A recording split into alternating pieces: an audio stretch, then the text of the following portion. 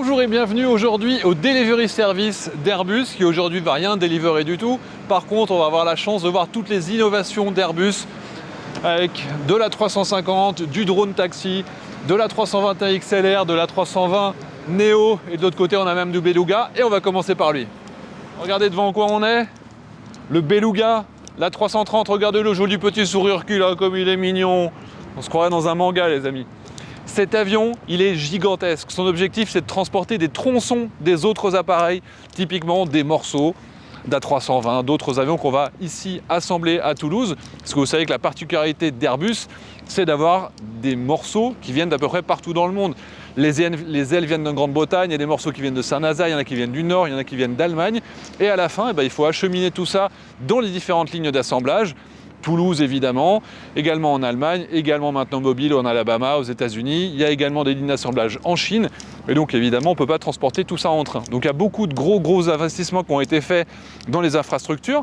À certains endroits, ça va être même des barges flottantes qui ont été aménagées. Il y a eu des gros aménagements routiers, des ronds-points qui ont été transformés. Tout ça pour pouvoir faire passer des avions. Regardez un petit peu les particularités que vous avez à l'arrière sur le Beluga.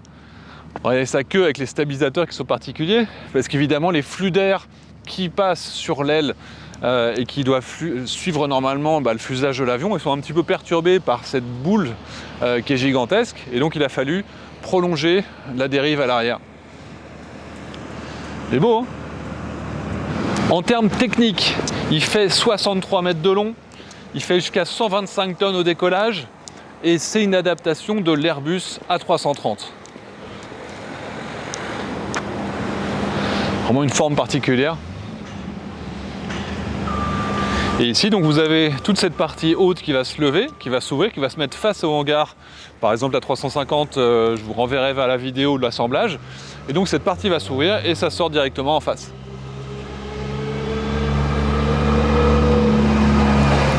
Avant d'avoir le Beluga XL, cette grosse version, évidemment il y avait le Beluga classique qui était un dérivé de l'Airbus A300.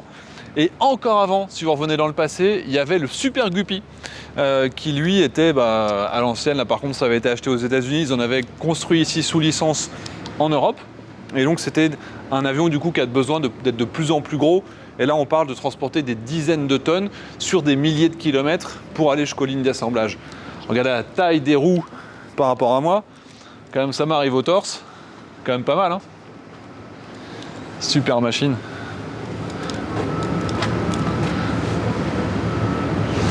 Allez, maintenant on change de dimension. Tata, la 350, regardez ses ailes comme il est beau. Ah, j'adore la peinture, la déco de celui-là, il est magnifique. En plus je vois des gars habillés en orange, c'est toujours sympa ça, on se demande bien ce qu'ils font. Bonjour. Hello. Les amis, on est ici avec un pilote d'essai. Donc on va parler en anglais maintenant. Hi. Hi. We're talking about the stall. So Yes. explain me that you have to provide stall on the A350 family. Yes, in fact, all of our aircraft, as part of the certification, the approval of the aircraft to enter service by the authorities, we have to develop the flight control system to a safe standard. And this means we have to define where the natural stall of the airplane is, how the aircraft behaves without any of our famous protections, which we can then add to the flight control system to protect the aircraft against stall. Okay, so you go to the very end limits just to see how it really stalls. And the other point with this is by finding the stall, we can define the safe low speed operating of the aeroplane, which is very important to us in terms of the landing performance, the length of the runway required for the aircraft to land. Okay, and which altitude do you choose to provide to do that? Normally, we will stall the aircraft at an altitude between 10 and 15,000 feet. Oh, this is low. So about 5,000 meters or slightly more. Okay. Because we need to ensure that we're seeing the aircraft in an environment as representative close to the ground. Okay. But obviously for our purposes, we also have to stay safe. Okay. So we give ourselves a safe margin. And how deep do you fall during the storm? In fact, these aircraft are wonderful. There's a big wing, a very well-designed wing, and the altitude loss is not so great. Really? If we take the airplane to a fully stalled condition, which of course cannot happen in service with the flight controls in their normal mode, we will still lose around 1,000 feet, 1,500 feet. A feet, it's not even Yeah. meters, c'est 300 mètres, Exactly. les amis. Not a big. So now this is the A3. How many wheels? This is the 330, the 350, 900? 900, exactly. Je regardais les roues parce que si on avait 3 paires de roues, c'était le 1000. S'il y a Exact. 2 paires de roues, you understand French? You pretend you Yes. don't, you do. So là, donc c'est une version 900. Dans le passé, in the past, the 900 version didn't have the automatic descent system. At entry into service, it was not. We developed it, so as soon as it was fully developed, we were able to put it on the 1000 as standard. Yep. Now we developed it, we're able to put it on the 900 900 as well. Yes. Parce qu'il y a ce système qui est très particulier sur Airbus. Au début, c'était la 350. Si jamais il y avait une dépressurisation et qu'il n'y avait plus de réponse dans le cockpit et que plus personne se passait dans le cockpit, ça bougeait plus pendant... How long does it take to start on ISO? It takes about 20 seconds from the beginning of the process as the Okay. cabin altitude climbs, and then the pilot has the option to prevent the descent Okay. if they wish to remain at altitude. If the pilot does nothing, the fail-safe condition is the airplane will conduct the descent, Okay, and it will automatic do so descent. with many precautions. So it means up to what, 3,000 meters high? It will go to normally 10,000 feet, Okay. or if the safety altitude is higher due to mountains, it will take account of this. Because there's the enhanced GPWS that looks at Exactly, the altitude exactly. around. It will also avoid other aircraft by auto TCAS, Okay. TCAS resolution advisory. If the aircraft is approaching another aircraft in the descent, Ok. this takes priority. Donc le système, non seulement il prend en compte le relief réel autour de lui, mais également les autres avions pour faire de l'anticollision. So it's very clever, It's very clever. aircraft. Thank you very much. My pleasure. What's your name? Malcolm Ridley. Merci beaucoup. Big pleasure. Thanks. Bon les amis, pour le futur, regardez un petit peu l'ambiance qui change. Alors ça, pour regarder un film en 16/9, c'est quand même la classe. Du coup, évidemment, pour les différentes étapes du vol, on peut vous présenter des choses. Et la présentation est super sexy. On peut vous montrer la tête des pilotes pour le décollage. On peut vous faire de la pub pour le duty free. Ça, c'est quand même un environnement évolutif tel qu'on l'aime. Et vous voyez que même la lumière au plafond va évoluer en fonction des différentes étapes de vol. Là, on le voit particulièrement. Mais aussi, du coup, en fonction des projections et des jolies images qu'on vous montre. Welcome on board. Ici, dans le siège du futur, si par malheur j'avais pas laissé mon accoudoir dans la bonne position, la tablette serait baissée ou mon siège ne serait pas relevé correctement, ça apparaîtrait sur la tablette de la gentille hôtesse qui est ici. Bonjour. Et donc ça permet de savoir tout simplement que la sécurité est assurée, que tout bien prêt pour partir. Typiquement là, le siège 29. Qu'est-ce qu'il a fait de mal? Il n'est pas dans la bonne position, c'est pas très sympa de sa part. Donc un gain de temps. Évidemment, après pour les questions de maintenance, on sait quel siège, combien de fois il a été usé, combien de fois ça a été relevé. Ça permet de faire de la maintenance préventive, parce qu'on sait qu'une fois qu'un système a été utilisé 10 000 fois, peut-être qu'il va falloir le changer un petit peu à l'avance. C'est pas de la maintenance prédictive, c'est de la maintenance préventive. C'est pas mal, hein? Dernier petit point, le siège. Bon, la business, c'est quand même quelque chose toujours aussi sympa. On est chez Stelia ici. Regardez ici, vous avez le chargeur, plus besoin de connectique, plus besoin de câble. Vous avez directement le système qui se charge par contact, comme beaucoup de téléphones aujourd'hui sont aptes pour ce système-là. Et ensuite, sur notre billet, il y a le petit flash code. Et dans l'application, imaginez notre compagnie aérienne, on est avec Air France, notre compagnie aérienne, on flash notre billet et notre siège se met directement dans la position préférée qu'on avait gardée la fois précédente. Il y a une mémoire de forme, voilà, pour notre meilleur confort. Voilà, c'est le futur du confort optimisé et personnalisé à l'extrême par Stelia. Alors, un dernier petit truc pour votre plus grand confort. Sachez que dans cet avion, il y a des accéléromètres qui sont placés un petit peu partout, qui vont se trouver au niveau des nacelles, sur le nez, dans la queue. Et en fait, parce qu'un avion, c'est pas aussi rigide que ça en a l'air. Et en fait, l'avion, il va encaisser des turbulences, et comme il y a une légère flexibilité, il va être capable de compenser une partie des accélérations, des turbulences qu'il va subir. Et c'est pour ça que c'est un appareil qui est particulièrement confortable. De la même manière, dans le cockpit, il n'y a plus la fameuse ouverture, la fenêtre qui s'ouvrait comme par le passé. La sortie d'évacuation est par le toit, il y a une évacuation qui peut se faire toujours par les pilotes, mais il n'y a plus cette évacuation et cette fenêtre qui s'ouvre, et ce qui fait que c'est un avion qui est particulièrement silencieux, et même au sol, on sent qu'il est plus silencieux que les autres, parce que même la ventilation, par exemple, elle est moins bruyante, en tout cas, ce qu'on peut avoir sur un A321 Neo. Donc on sent vraiment que cet appareil, c'est la toute dernière génération. Il n'existe pas mieux aujourd'hui dans le monde. Vous connaissez mon amour pour son esthétique, à quel point cet avion est juste sublime. Regardez les ailes comme elles sont, c'est une cathédrale cet appareil. Donc c'est vraiment quelque chose, on ne fera pas mieux. Et comme c'est du carbone, c'est ça aussi, alors je pense que le business model pour Airbus et Boeing qui font des avions au carbone est un petit peu compliqué, mais ces avions, ils s'usent plus. Avant, vous aviez de l'aluminium, là, vous avez le fuselage qui est en carbone, c'est-à-dire que cet avion, il va vivre pendant peut-être 25, 30, 40 ans. Il n'y aura plus besoin de le changer à partir d'un certain âge. Ça veut dire qu'en fait, on va changer l'intérieur. Et d'ailleurs, c'est une évolution stratégique un petit peu. Vous voyez que tout le monde s'intéresse aux équipements des avions parce que le renouvellement de l'intérieur des avions, les sièges et tout le reste, est beaucoup plus fréquent que le renouvellement de l'avion lui-même. De la même manière, certainement qu'il y aura des versions où on changera uniquement le réacteur, uniquement l'intérieur, mais on gardera cette coque en carbone et on aura des avions comme ça qui vont voler peut-être pendant 40 ans au lieu de voler pendant 25 ans avec un suivi d'avant, évidemment, qui sera tout à fait efficace pour voir. La sécurité est toujours là, avec des infrasons pour voir dans l'épaisseur des ailes en particulier. Les amis nantais, regardez la technologie que vous avez offert à l'A350. Vous voyez ces toutes petites rainures très très fines qu'on voit ici qui se prolongent dans l'épaisseur. Et bien ça permet de réduire les bruits de l'avion. Félicitations. Donc on a fait le tour de l'avion, on a vu énormément de choses qui étaient quand même objectivement très futuristes à l'intérieur. Les sièges qui permettent un rechargement directement sans contact, où on le pose et ça permet un rechargement, ça permet d'éviter d'avoir des câbles avec des prises partout. Oh, je me fais souffler dessus, c'est vachement agréable.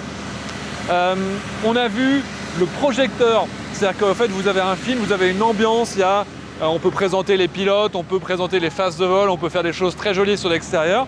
Donc vraiment des projecteurs intégrés dans l'avion, vachement sympa. Et là, on est sur l'Airbus A350. Tout à l'heure, je vous disais qu'il y avait deux roues, vous voyez, hop, deux trains de roues.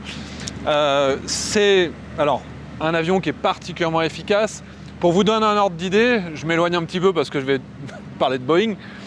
Le 777-9, le 777X, nombre de passagers équivalents par rapport à l'Airbus A350 1000, il pèse 45 tonnes de plus. 45 tonnes de plus. Quand vous savez à quel point chaque gramme a une importance, c'est fondamental. Ils ont mis en place, par exemple avec SkyWest, qui est le système de big data, d'analyse prédictive, qui fait plein de choses, notamment un système de prédictibilité de la quantité d'eau qui va être nécessaire sur un vol. Ça a permis d'économiser quelques centaines de kilos. Là, on parle de 45 tonnes d'écart, donc c'est un avion qui va être parmi les plus performants. On va être autour de 2,3 litres de carburant au 100 km par passager. Hors optimisation ultérieure, notamment le trafic aérien, on peut gagner 10% de réduction des émissions de CO2 en optimisant les trajectoires. Donc il y a encore beaucoup de chemin à faire de ce côté-là. En tout cas, le fabricant, il a déjà fait une grosse partie du boulot. Cet avion-là, c'est un des premiers prototypes qui a été construit. C'est un avion qui est toujours exploité aujourd'hui, mais pour faire des démonstrations, on ne peut pas faire des vol tests aussi sérieux que ce qu'on peut avoir avec les autres qui ne sont pas remplis, parce que celui-là, à l'intérieur, il y a des sièges, il y a beaucoup de choses qui sont validées, présentées. Et par exemple, il va aller certainement au salon à Dubaï, etc. Mais du coup, cet avion continue néanmoins à faire des vols tests et il fait par exemple des décrochages. Et à l'arrière, c'est pour ça aussi qu'il y a ces bonbonnes d'eau que les gens utilisent comme image pour dire que les chemtrails existent. Donc à l'arrière, évidemment, ce sont des choses qui vont simuler le poids des passagers. Et donc ces avions continuent à voler alors que c'est le numéro 2 des prototypes. On continue notre tour avec une vision du futur qui, comme ça, vu de l'extérieur, vous paraît peut-être pas extraordinaire. Ça ressemble à un A321 Neo. On le voit au winglet, mais à part ça, la réalité, c'est que c'est un A321 XLR. Et qu'est-ce qu'il a de particulier? C'est que c'est un appareil qui a été réorganisé au niveau de ses soutes, notamment pour pouvoir mettre des réservoirs qui vont être plus importants, une consommation qui va être améliorée, une optimisation de tout ce qui était optimisable encore sur l'avion, parce qu'il reste encore des potentiels dans cet appareil, ce qui lui permet de faire des vols de très long courrier, mais en ayant un monocouloir, c'est-à-dire un avion qui va faire 220, 240 sièges, et qui est capable de faire des vols de 10 à 12 heures. Et ça, c'est une révolution. Parce que jusqu'à maintenant, on était obligé forcément de faire une escale si on voulait faire une ville secondaire, par exemple, pour aller à New York.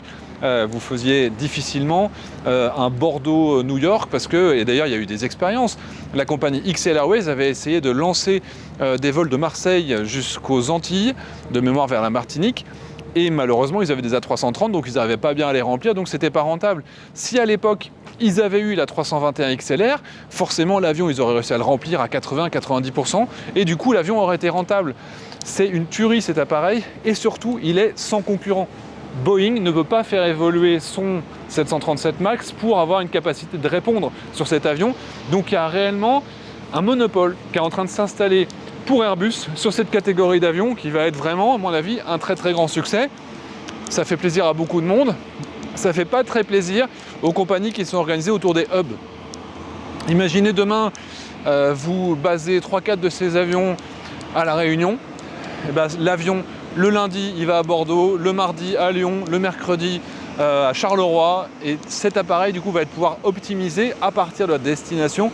Et c'est très mauvais, du coup, pour les compagnies qui ont besoin de vivre grâce aux escales, parce qu'on n'aura plus besoin d'aller à Paris. Le gros avantage, évidemment, c'est que quand vous faites une escale, vous augmentez votre bilan carbone de quasiment 30%.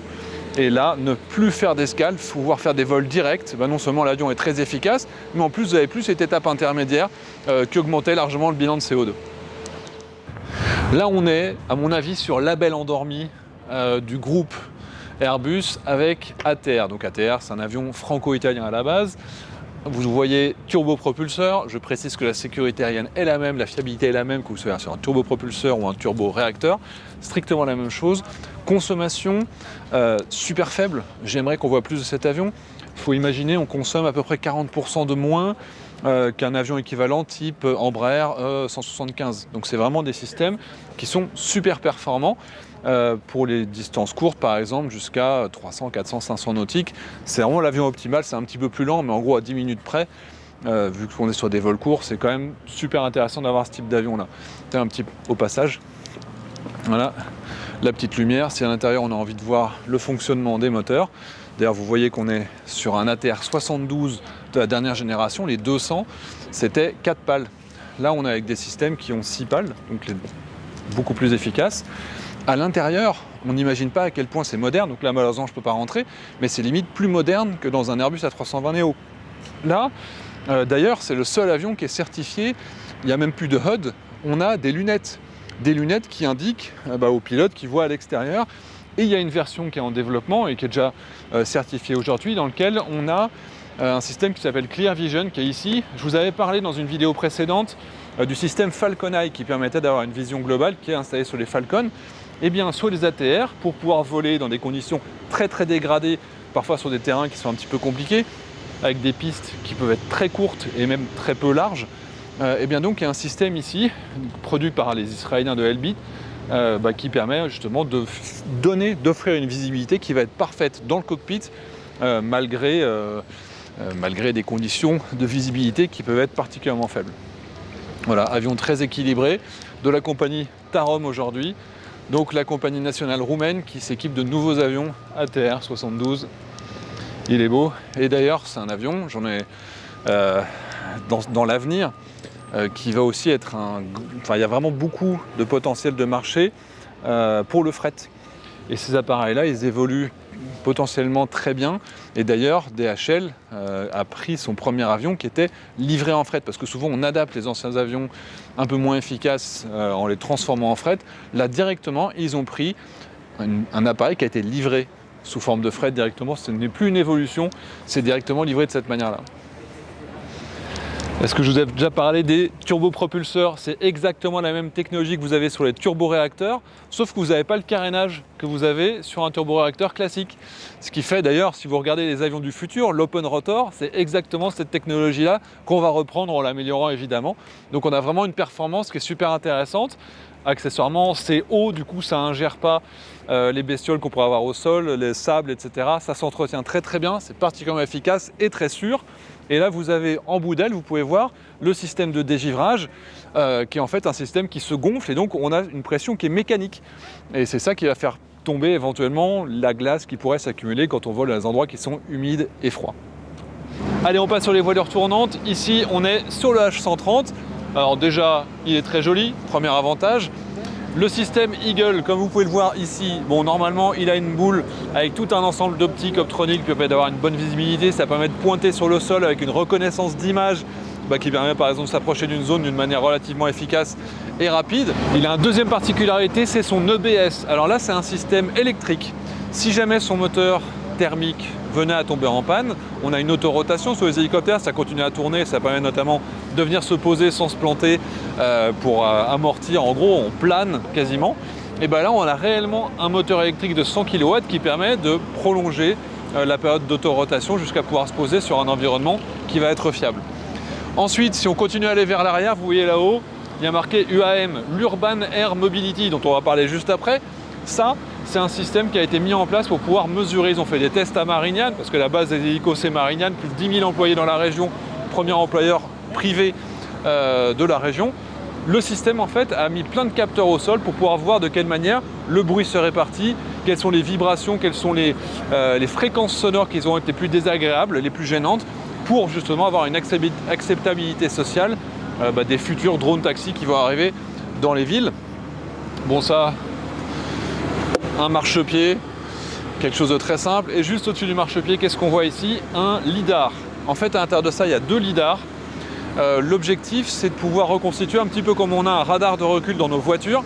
Ça permet, dans le cockpit, d'avoir une représentation de ce qui va se passer à l'arrière. Et on a, même si on ne voit pas en direct, ça permet de savoir exactement qu'il n'y a personne qui va se trouver au niveau de la queue de notre hélicoptère. Si on recule encore, on a le HUMS. Le HUMS, pour faire simple, c'est les big data pour les hélicoptères. C'est pas encore totalement, c'était pas encore très développé. Et là, on est sur un système qui permet notamment de détecter des vibrations qui seraient anormales. Mais non seulement il va détecter les vibrations qui sortent de l'ordinaire, mais en plus il va proposer des solutions. Par exemple, si on a fait une maintenance, et vous savez sur les hélicos c'est particulier, si vous avez 1 mm d'écart entre la hauteur d'une pale et l'autre, en fait il va y avoir des vibrations qui vont se mettre. Et donc le système, là on voit un accéléromètre qui est ici, et ce petit accéléromètre il va être capable de filtrer en plus une partie des informations pour ne remonter que ce qui est intéressant. Et du coup ça va permettre non seulement de détecter les écarts, mais il va aussi dire c'est sur telle pale qu'il faut tourner d'un quart de vis dans tel sens pour pouvoir réparer et pour éviter justement ces vibrations. Allez, on finit avec le drone taxi qui s'appelle ici le City Airbus, qui d'ailleurs a une nouvelle version qui a été publiée aujourd'hui, qui est un petit peu un mélange entre le Vahana et du coup le City Airbus, parce que là, celui-ci, comme vous pouvez le voir, il avait principalement ces 4 gros moteurs, mais il n'avait pas de moignon d'aile qui lui permettait d'avoir de la portance. Tandis que la nouvelle version a de la portance, donc certainement un système qui pourrait peut-être aller plus vite, plus loin, en nécessitant moins d'énergie. 15 000 drones taxis devraient être en circulation dans le monde aux alentours de 2035. Évidemment, jusqu'à la fin de la décennie, ce sera piloté, tout simplement parce qu'on ne peut pas créer une certification pour des appareils qui soient non pilotés, parce qu'il faut de l'expérience, il faut du retour d'expérience. Peut-être qu'à la fin de la décennie 2028, les autorités de sécurité pourraient être capables de fournir un processus de certification d'un système autonome, mais jusque-là, ce sera piloté. Donc pour les pilotes, ne vous inquiétez pas, il va y avoir besoin de quelques dizaines de milliers de pilotes pour piloter ces petites machines-là. Certainement pas des pilotes de ligne classique, plus probablement des super pilotes de taxi, mais il faudra quand même le brevet de pilote professionnel, certainement des salaires pas très élevés. Mais en tout cas, l'objectif, c'est d'avoir une capacité de se déployer très facilement et en ville, parce que l'acceptabilité sociale, elle passe aussi par quelque chose qui est 100% électrique, donc zéro émission de CO2, et on évite des infrastructures. Regardez ce qui s'est passé à Vancouver. Vancouver s'est dit, ça, c'est tellement l'avenir qu'on ne va même plus construire une nouvelle autoroute, un nouveau pont, un nouveau tunnel, malgré la croissance démographique de la zone. On parie sur le développement des drones taxis. Et leur objectif, du coup, à Vancouver, c'est de pouvoir réduire leurs émissions de CO2 en considérant qu'on arrête les infrastructures lourdes, polluantes qui occupent du sol. On va se baser sur cet avenir-là. Voilà, donc il y a vraiment des évolutions stratégiques sur les prochaines décennies. Notre façon de vivre, notre façon de nous déplacer en ville vont être beaucoup plus simples. Je vous rappelle également un objectif de la Commission européenne qui a été établi. En 2050, la Commission européenne veut que 90% des trajets intra-européens porte-à-porte soient réalisables en moins de 4 heures. Vous partez du fin fond de la Lozère, vous allez au fin fond de la Roumanie, vous avez un drone taxi qui vient vous chercher chez vous, ça vous amène au petit aéroport local, vous avez un commuteur électrique qui vous amène à l'autre bout de l'Europe et on arrive. Donc ça, c'est vraiment une vision du futur qui est optimiste peut-être, mais c'est aussi ça qui est la force de l'aviation. On a une stratégie de long terme, on a une vision de long terme et on s'y accroche, et c'est peut-être ce qui manque aussi en politique et dans plein d'autres domaines. On a vraiment une volonté et on l'affiche et on avance dans ce domaine-là. Ce sera électrique. Ce sera peut-être des batteries, ce sera peut-être avec une production électrique qui viendra des piles à combustible. Ça, on ne le sait pas encore aujourd'hui, mais il y a réellement beaucoup de produits qui sont développés. Airbus, évidemment, est à la pointe avec ce système-là. Dès 2024, ça va commencer à voler à Paris, notamment avec les tests qui vont avoir lieu autour des Jeux Olympiques. Mais le City Airbus va voler à partir de 2025, certainement très rapidement après en opération commerciale, parce que finalement, ce n'est qu'un gros hélicoptère, donc l'aboutissement de ces magnifiques machines, mais qui coûteront à peu près 60% moins cher en exploitation, puisque l'essence est remplacée par du carburant de l'électricité qui coûte beaucoup moins cher, et la maintenance est beaucoup plus simple. Les amis, j'espère que ça vous a plu. J'ai passé une journée quand même extraordinaire ici. Regardez, on est entouré par plein de gens en orange, des pilotes d'essai dans tous les sens. Je regrette de ne pas avoir pu tout filmer, je regrette de ne pas avoir pu rentrer à bord du Beluga. La 350, toujours une tuerie. De l'autre côté, la 321. À suivre, petite vidéo interview avec le chef de la Sustainability de EasyJet. Vidéo en anglais, attention, accrochez-vous. Ce sera peut-être la première fois que je ferai ça. Je ne sais pas s'il y en aura d'autres en fonction de vos retours. Mais en tout cas, merci d'être toujours aussi nombreux. Profitez-en, volez. La vie est belle, les amis. À bientôt.